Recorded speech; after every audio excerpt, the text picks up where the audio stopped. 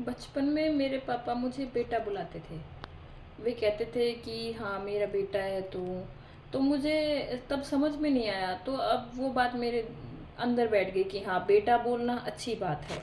तो जब भी मेरे को कोई बेटी बोलता तो मुझे थोड़ा सा अजीब लगता कि ये मुझे शायद कुछ कम समझते हैं, इसीलिए मुझे बेटी बोलते हैं, क्योंकि मेरे पापा मुझे बेटा बोलते थे।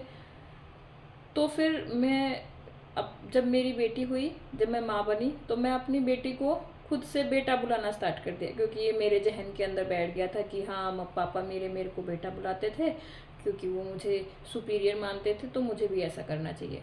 बट एक दिन मैं आराम से बैठी थी, तो मैंने सोचा कि मैं अपनी बेटी को बेटा क्यों बुला रही हूँ।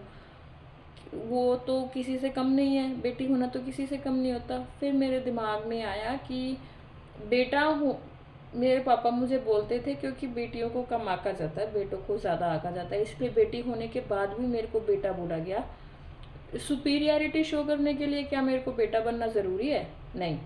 तो मैं अपनी बेटी को बेटा क्यों बोलूँ?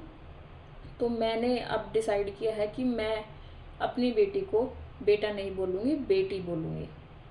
उसको सुपीरियर बनने के लिए बेटा बनने की ज़रूरत नहीं है, वो बेटी बन के भी ऑलरेडी सुपीरियर है, और वो जो चाहे जब चाहे कर सकती है, उसको बेटा बनने की ज़रूरत नहीं है।